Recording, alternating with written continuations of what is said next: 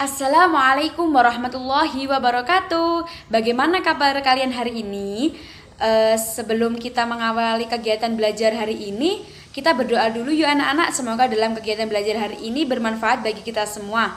Amin. Ayo berdoa bersama-sama. Bismillahirrahmanirrahim. Raditu billahi rabba wa bil islami dina wa bi muhammadin nabiyya wa rasula rabbi sidni ilma warzuqni fahma. Amin. Alhamdulillah, baik anak-anak, hari ini kita absen dulu ya, ibu absen. Siapa yang hari ini tidak masuk anak-anak? Diusahakan semua harus masuk ya anak-anak, agar tidak ketinggalan materi pembelajaran. Ada yang tahu tidak hari ini kita akan membahas apa? Nah, semalam ada yang belajar apa tidak? Kalau sudah belajar pasti tahu ya. Kita akan membahas apa hari ini? Ayo, akan membahas apa anak-anak? Apa Rijal? Nah, benar sekali. Hari ini kita akan membahas tentang perdagangan internasional ya anak-anak. Sudah ada yang tahu apa itu perdagangan internasional? Oh, ada yang belum, ada yang tahu. Nah, ibu jelaskan tentunya. Kalian sudah tahu anak-anak dengan kata-kata perdagangan. Nah, kan kata perdagangan itu sangat familiar ya anak-anak. Yang biasa kita lihat, yang biasa kita lakukan, bedanya hanya ada di kata internasionalnya saja. Nah, pasti kalian bertanya tentang hal itu. Apa itu internasional? Gitu. Bentar, ibu jelaskan. Sebelum ibu jelaskan secara rinci, kita hari ini harus tahu tujuan kita dalam mempelajari materi perdagangan internasional ya anak-anak, agar kita tahu tentang ruang lingkup atau lingkup materi tentang perdagangan internasional, manfaat dari perdagangan internasional, dan tujuan diadakannya perdagangan internasional, dan masih banyak lagi. Nah, akan ibu jelaskan ya anak-anak. Sekarang kalian siapkan buku dan ballpoint atau pensil atau yang kalian punya yang bisa untuk menulis ya Bu, ya anak-anak. Dan dengarkan dan pahami dengan cermat ketika ibu sedang menjelaskan ya anak-anak. Dan apabila ada dari kalian yang kurang paham, nanti pertanyaan bisa kalian tampung dan ditulis di buku dulu ya anak-anak. Poin yang pertama yaitu pengertian perdagangan internasional secara umum. Nah, perdagangan bisa diartikan sebagai proses tukar-menukar yang terjadi atas dasar kesepakatan bersama yang terlibat. Negara-negara di dunia belum mampu memproduksi semua barang dan kebutuhan sendiri. Mereka harus menerima bantuan dari negara lain. Nah, proses ini kemudian menjadi sebuah kegiatan perdagangan antar negara atau kegiatan ekspor-impor. Nah, perdagangan antar negara ini bisa disebut dengan perdagangan internasional. Dari penjelasan di atas juga dapat disimpulkan bahwa pengertian dari perdagangan internasional adalah suatu kegiatan jual beli yang dilakukan dari satu negara dengan negara lain, di mana hal ini terjadi sebagai akibat keterbatasan SDA yang ada di negara tersebut. Nah, perdagangan internasional memegang peran penting dalam pemenuhan kebutuhan suatu negara dan tidak dapat diproduksi di negara tersebut, entah itu karena adanya keterbatasan SDA, SDM, modal, ataupun skill. Kedua pihak tersebut bisa antar perorangan, individu dengan individu, individu dengan pemerintah, atau pemerintah dari masing-masing sebuah negara. Nah, dengan demikian perdagangan internasional memungkinkan terjadinya jual beli atau tukar-menukar barang atau jasa antar negara. Kerjasama di bidang ekonomi atau negara di seluruh dunia. Pengaruh terhadap pemerintah ekspor dan impor serta neraca perdagangan internasional suatu negara, serta pertukaran dan perluasan penggunaan teknologi sehingga dapat mempercepat pertumbuhan ekonomi negara yang terlibat di dalamnya. Nah, pergerakan sumber daya juga melalui batas negara, baik sumber daya manusia, sumber daya alam maupun sumber daya modal. Setelah memahami pengertian perdagangan internasional, tentunya kita juga perlu tahu apa manfaatnya anak-anak. Nah, adanya perdagangan internasional dapat memberikan beberapa manfaat dan keuntungan yang bisa kita dapatkan dari masing-masing negara melakukan kerjasama dalam bidang perdagangan.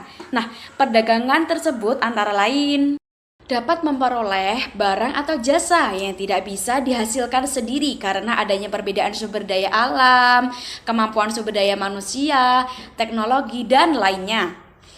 Dapat juga memperluas pasar untuk tujuan menambah keuntungan dari spesialisasi dan memungkinkan transfer teknologi modern untuk memahami teknik produksi yang lebih efisien dan modern dalam hal memanajemen. Dan ada juga dapat mempercepat pertumbuhan ekonomi sebuah negara dan menambah devisa negara dari hasil ekspor.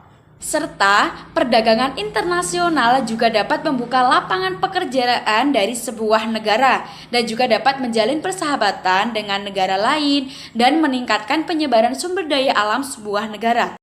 Perdagangan internasional terjadi karena adanya beberapa faktor pendorong yang mengharuskan suatu negara mengadakan kerjasama antara negara lain.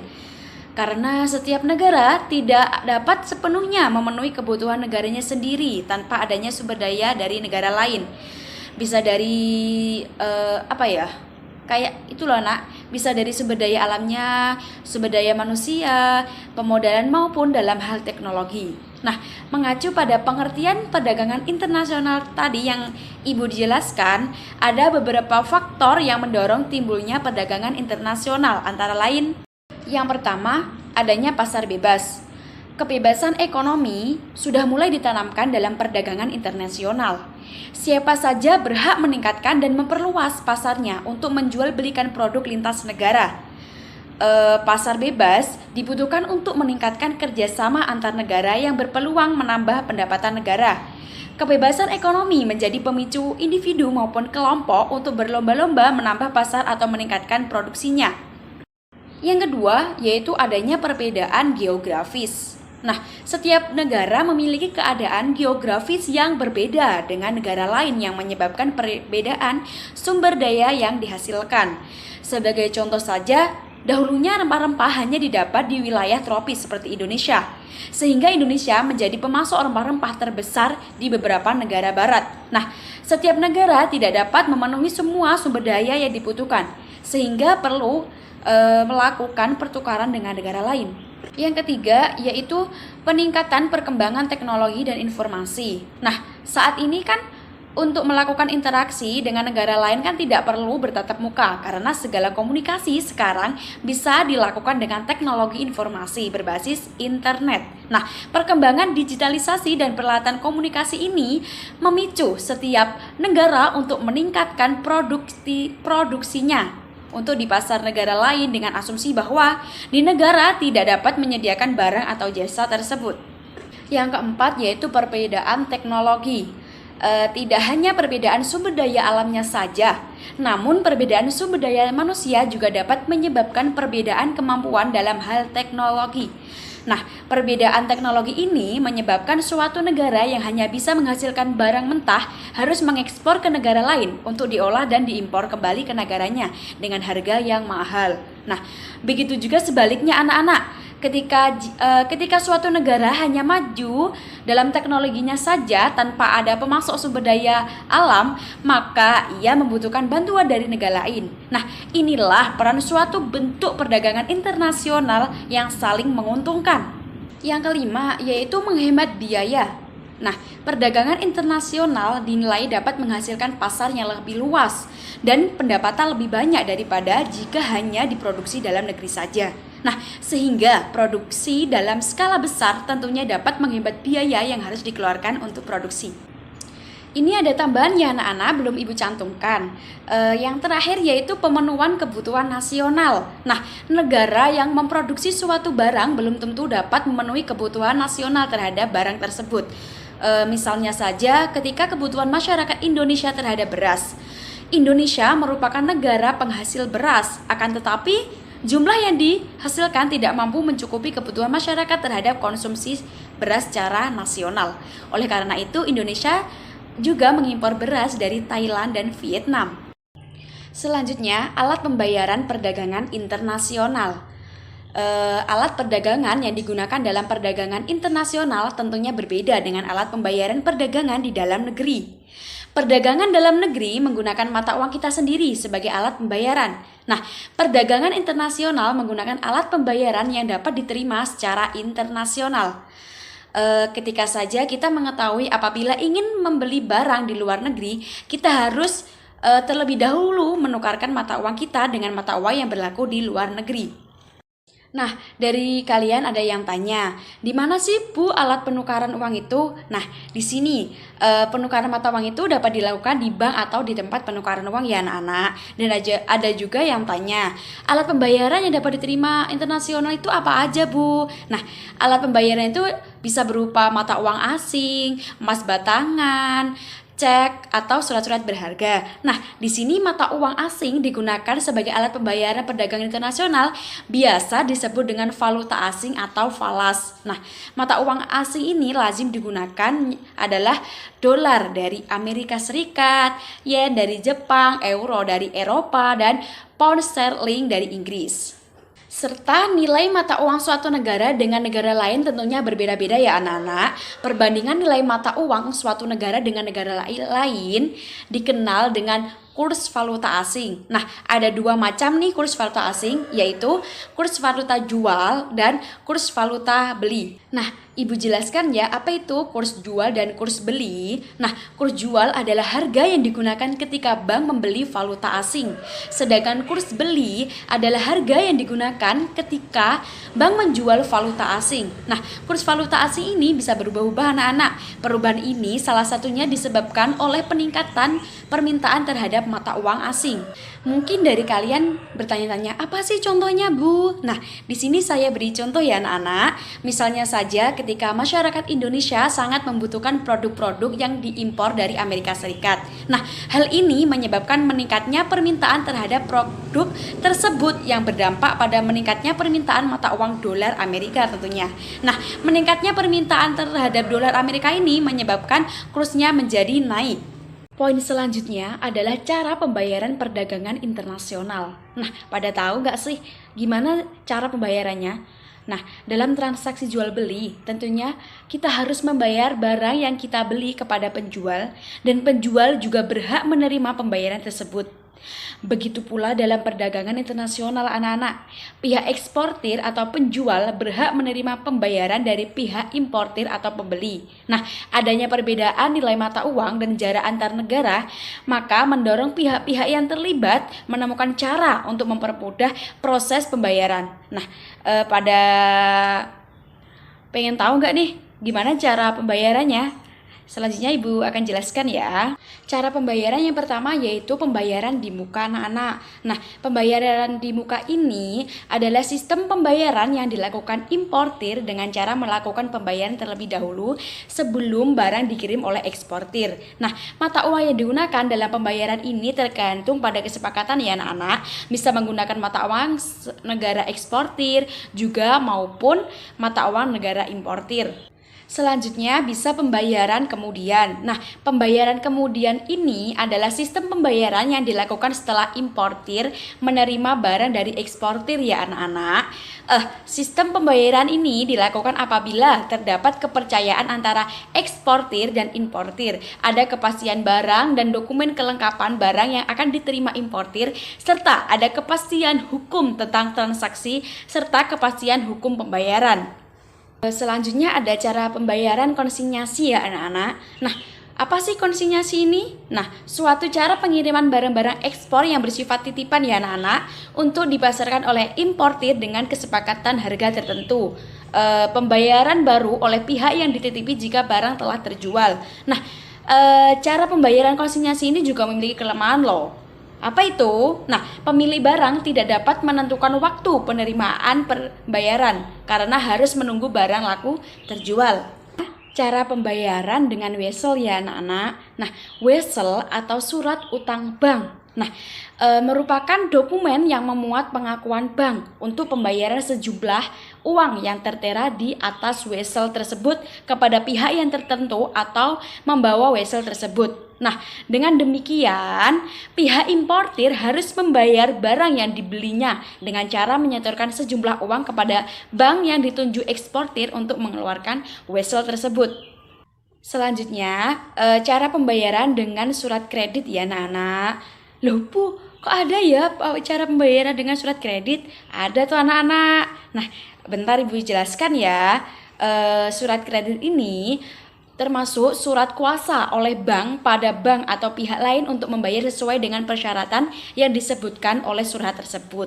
Nah, sistem pembayaran surat kredit ini merupakan sistem yang paling aman bagi eksportir. Dengan penerbitan surat kredit ini, sebuah bank yang bertindak sebagai pengganti importir memberikan kepercayaan dan kepastian kepada eksportir bahwa pembayaran akan dilakukan oleh pihak tersebut sesuai dengan persyaratan yang terdapat di dalam surat tersebut.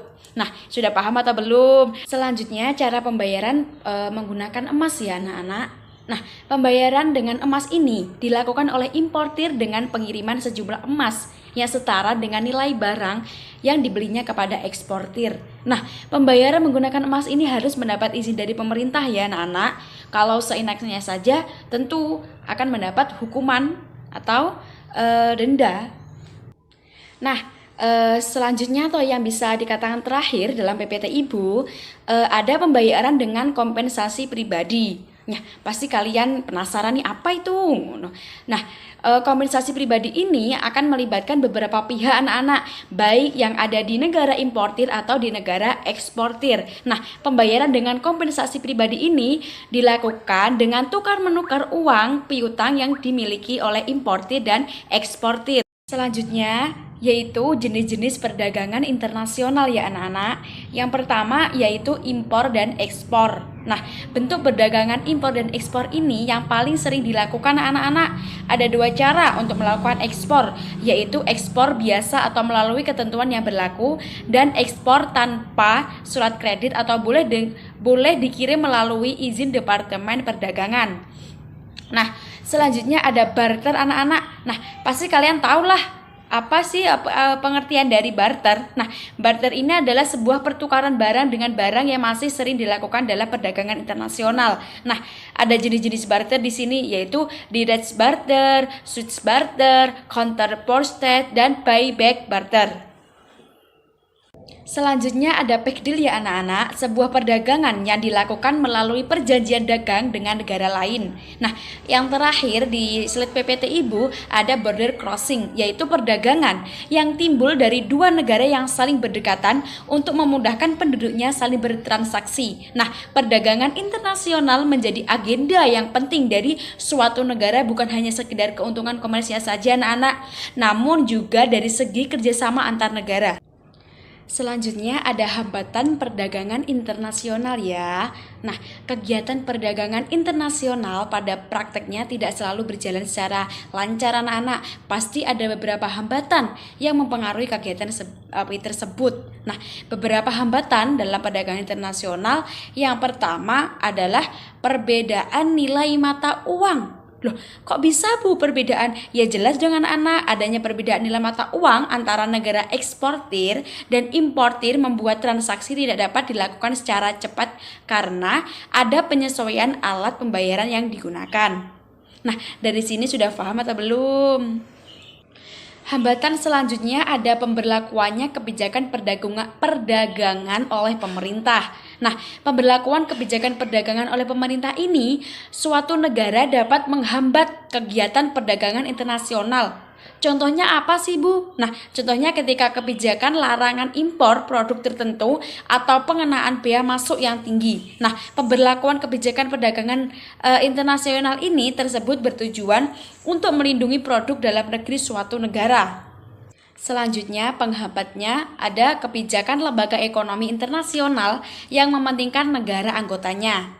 Nah, lembaga-lembaga ekonomi internasional didirikan untuk melindungi kepentingan dan memberikan keuntungan bagi negara-negara anggotanya. Nah, hal ini dapat menjadi penghambat anak-anak karena bagi negara lain yang tidak termasuk anggota lembaga ini bisa rugi.